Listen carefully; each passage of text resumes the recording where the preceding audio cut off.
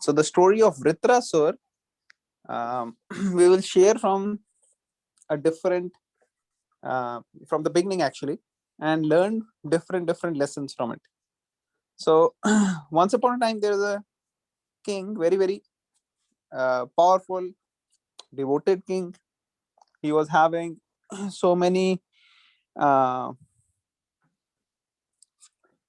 um, nice things in his kingdom. Everybody was very happy. Everybody was very satisfied. In fact, all the people in the kingdom, they loved the king. Usually, this we don't see this very often, right? That the president or the prime minister is loved by every single person in the kingdom. There'll be some people who will support, some people will not support, but here everybody.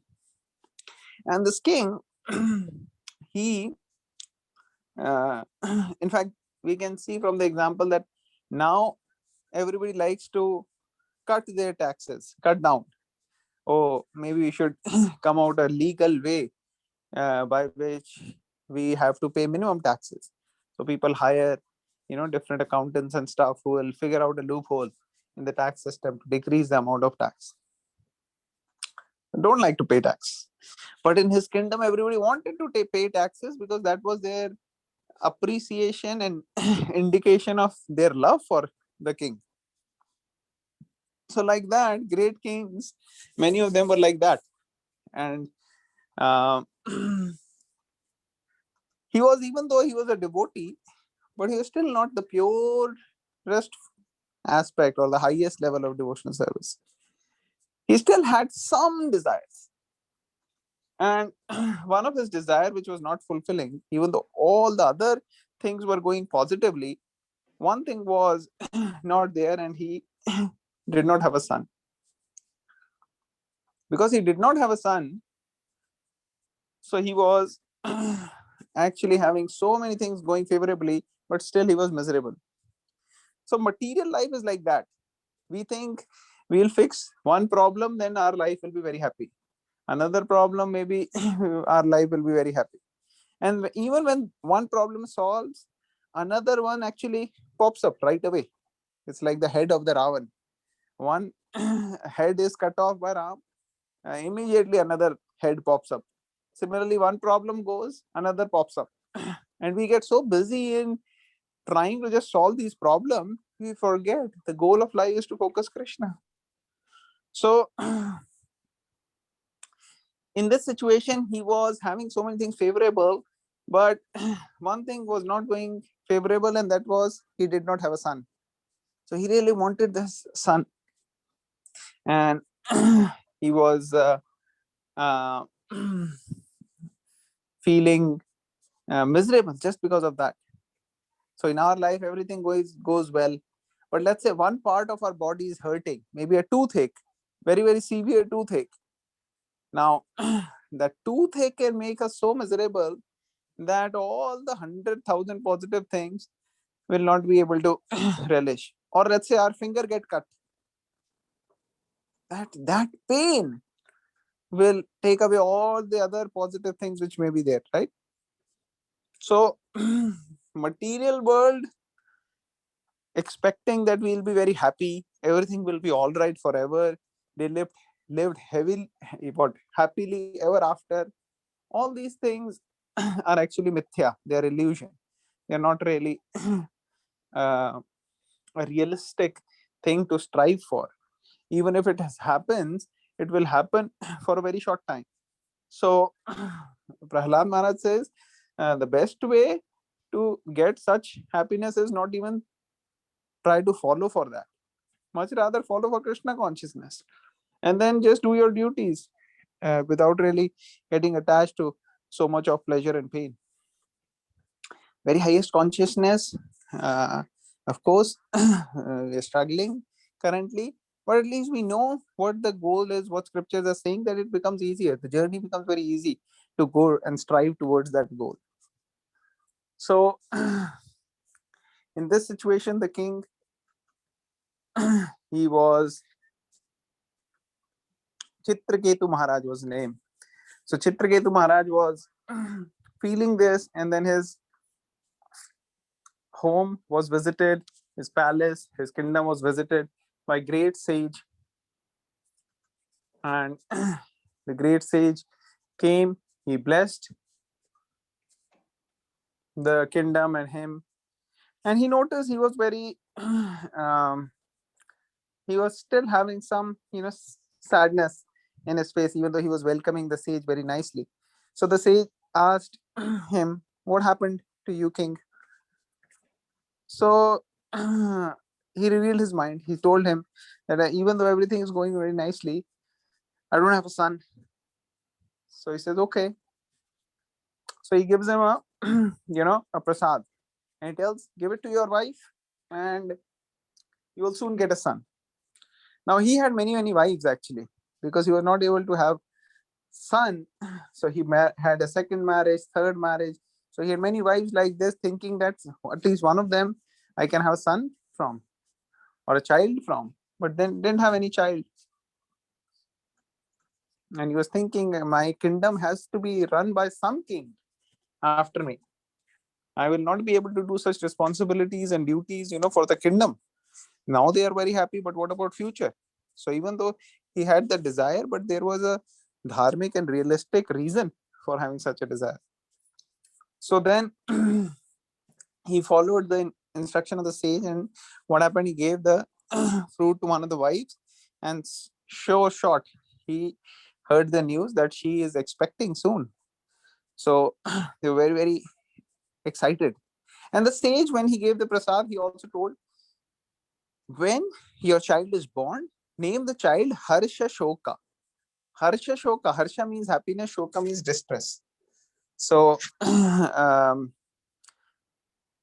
reason is that this child will be a source of happiness for you, but also a source of distress. So, okay. He thought maybe he'll become a little naughty and stuff and not listen to me. I can take that. That's all right. You know, all children, kind of expect to do something like that. So he just was so eagerly and uh, one pointedly focused towards fulfilling this desire that he didn't make much of um, the point mentioned by the sage.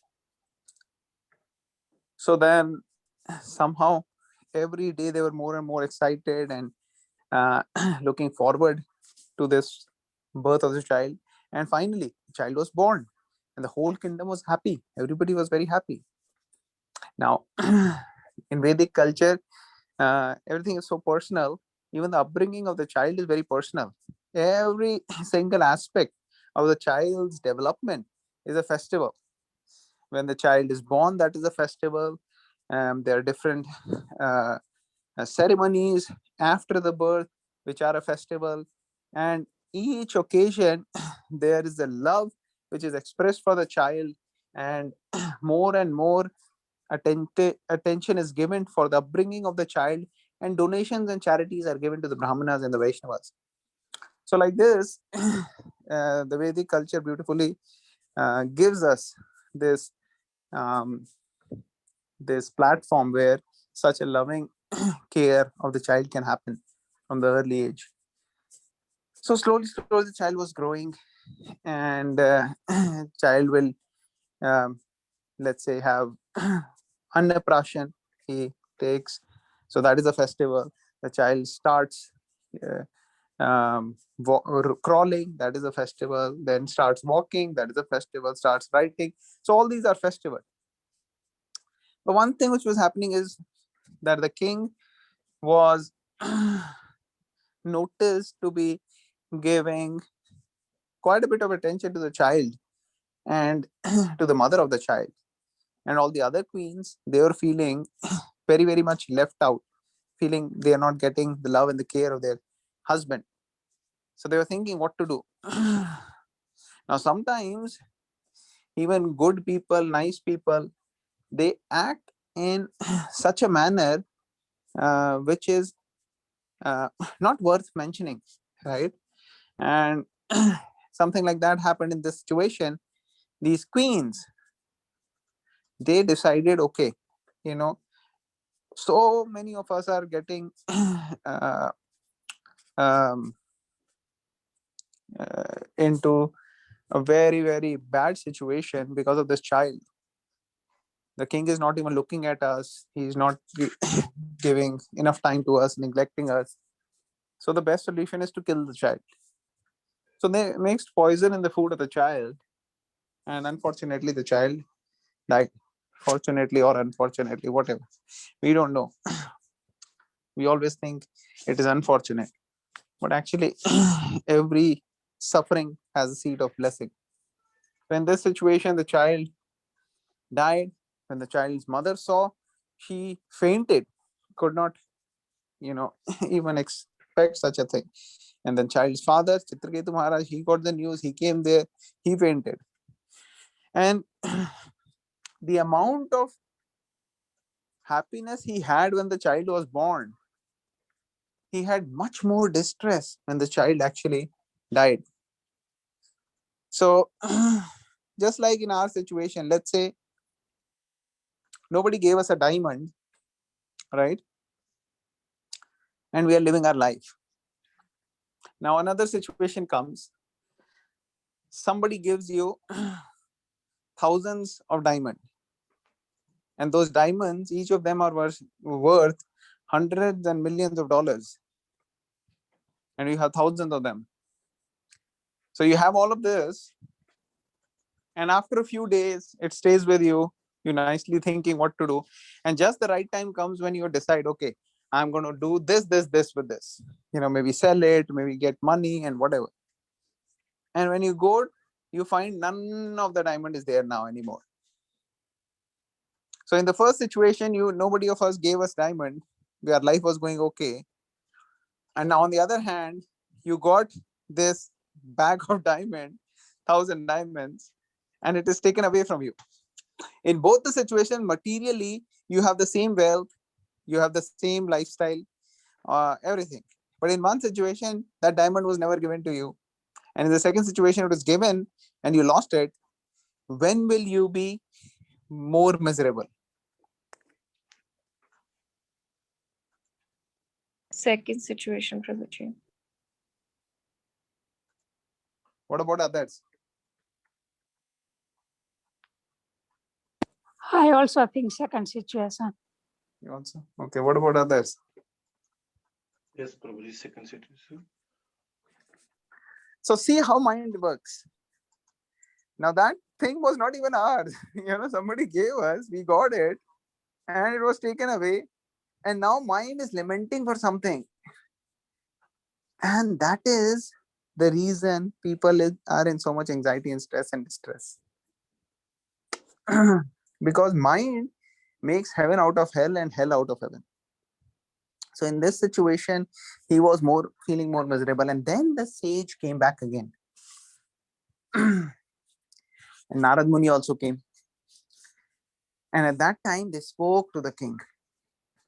And they gave him knowledge and told him that, okay, we will bring back this child for you. And they, by the mantras and stuff, they were able to bring the child back to life. Child woke up, said, why you left your father? He said, which father are you talking about? I had so many lives, and in so many lives, I have so many fathers and mothers. Child practically start talking about the principles of the Bhagavad Gita, of how the body and the soul and the whole concept. Now, after hearing all of this, the king came back to his senses. He understood that we are not this body and how to act in spiritual manner. Narad Muni and the sage, they gave him this mantra and the process by which he can please Lord Vishnu and can actually have audience with Lord Vishnu. You can see. And Chitraketu Maharaj followed it very, very nicely, perfected his life, practically had darshan of Lord Vishnu. And at that time, Lord Vishnu was very pleased from him. So now this king became so pure, right? Practically, the king had darshan of Lord Vishnu. So he is coming to the highest platform, Krishna consciousness. But one day he notices while he's traveling, and those days they had knew such signs by which they can fly. So he was flying, came across a place where Lord Shiva was giving a discourse to so many sages and rishis. And what was he talking about? He was talking about detachment. And as he was talking about detachment, he was embracing Mother Parvati very intimately and closely. Now, Chitraketu Maharaj, he was thinking this is kind of not the best way, talking about detachment and telling this. But Chitraketu Maharaj, he knew Lord Shiva is a pure devotee.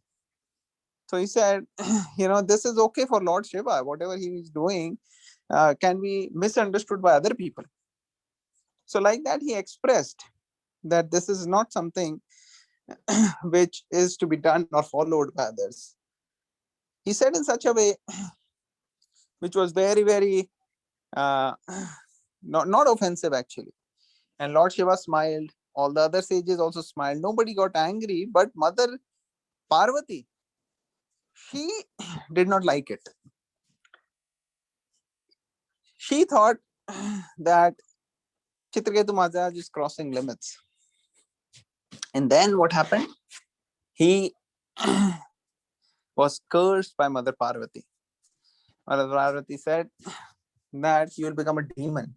You are actually seeing great personality like Lord Shiva like in this way and saying these things, you will get a body of a demon.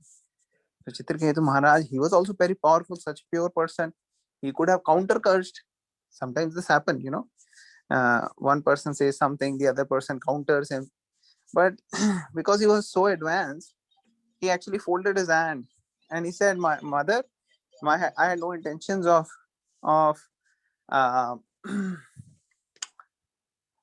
offending. I was just, sharing something without any intention of offensiveness.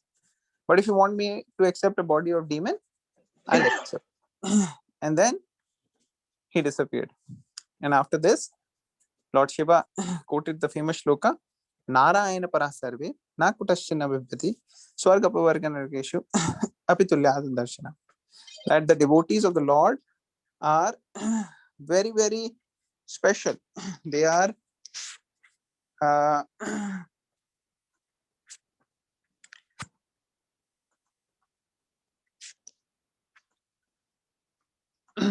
give me 1 second. I have to step out. Maybe we can continue this story tomorrow. I have to step out right now, or someone else can share the story. Sorry about that.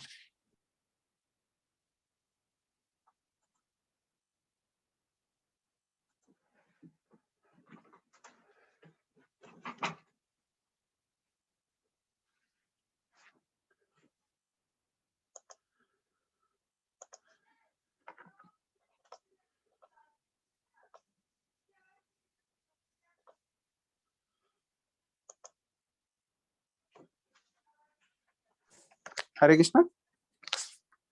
Yes, Prabhuji. Okay, Yes, I'm back. Sorry about that. So I'll make it very short now. So Lord Shiva mentioned about the greatness of a devotee that how the Lord's devotees, they are great. Lord Krishna's devotee, Narayan's devotee. So then he said Swarga for Krishna. They have no consideration where you throw them. They are only engaged in service of Krishna, right? Whether they are in hell, heaven, anywhere, right? So then Chitraketu Maharaj became a demon. Now what was happening on the other side? Other side means he has to appear as a demon, but he's also such an advanced devotee. Actually, Krishna wanted him to come back to the spiritual world. So he arranged this pastime where he can be cursed, become a demon, and come out. And sometimes we think we don't understand why this thing is happening to me. Why I have to become a demon, or why such suffering or problem is coming. But Krishna has some higher plans. That's why he's having you go through this. So then go to the other side. What's happening? There is a situation with Indra, where Indra had clash with the demigod, with the demons. So demigods and demons always, they keep having situations of clash. And Vishwarup was the son of Twashta, who was Brahman, priest. And he was the one to whom the demigods approached that we want you to help us in doing yajna or sacrifice and gain powers in that way. And it was told to Indra that, okay, Vishwarup will do help you, but also in between, he has some soft corner for the demons also. So while he is going to do a yajna for you, he may give oblations which will help the Rakshasas also. So initially Indra was kind of okay, but at the same time, he really, really wanted him to help them. And when he was doing yajna, and at that time in the yajna, when he started giving oblations for helping the demons, Indra and his associates noted, and at that time Indra got so angry that he killed the Brahman. Now that was extreme, to kill the Brahman who was actually helping him. Brahma Hatya. So then what happened? Twashta, he became very angry. And he at that time decided that my son who was helping Indra killed, now I'll do a yajna and I'll create a person who will kill Indra. Now it's a huge story and there are so many ifs and buts. We don't have time for discussing all or taking questions. I'm just going to come to the point here. In that yajna, Twashta recited mantras and spoke about bringing a personality there who will be the killer of Indra.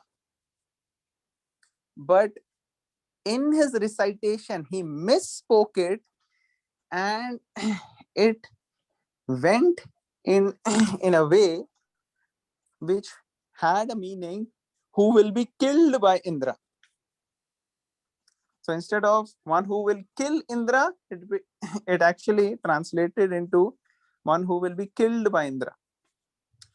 And at that time, this powerful demon was born, Vritrasur.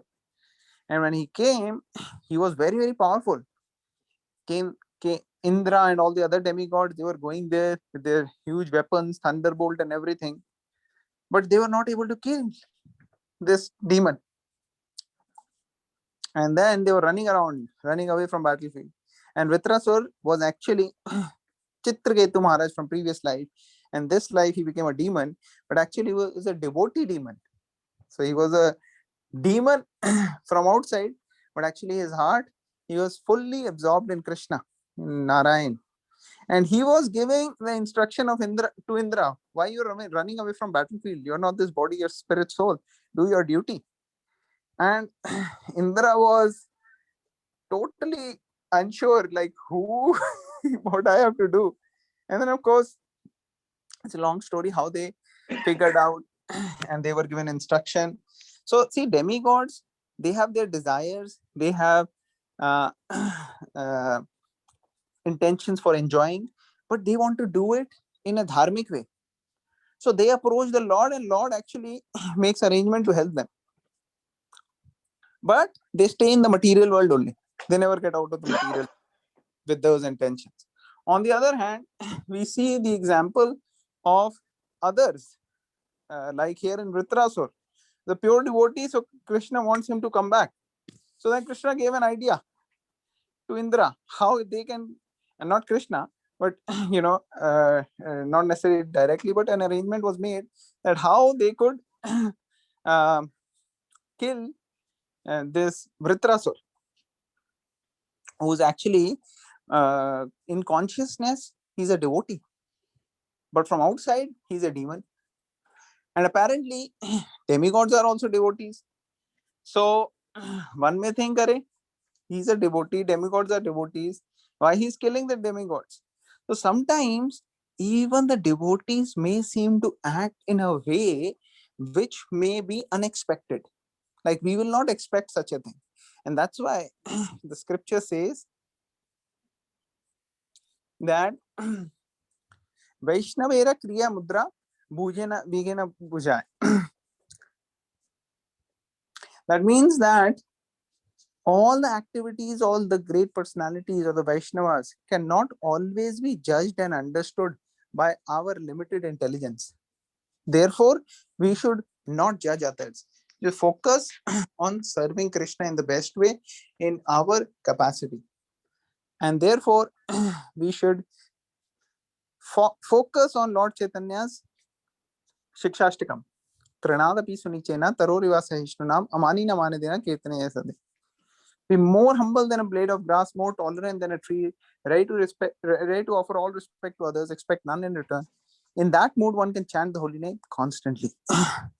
So here, Vritrasura finally was so powerful, but Indra was told, the demigods, you go to Dadichi Rishi, request Dadichi Rishi to give the bones of his body and use that bones to make an instrument of a weapon. By that you will be able to kill this powerful demon. And they did it, and Dadichi Rishi was very advanced. He meditated on the Supreme Lord, left his body, gave it these bones, and the demigods, they used it, and then finally Vritrasura was killed. The point here is that when we are doing Karma Kanda, then at that time we have to chant everything in a very proper way. Otherwise, one mistake can actually have opposite outcome. And there are so many other lessons which we learned from this story. So because of limited time, I think I'll stop here. Any devotee wants to make any comments before we end?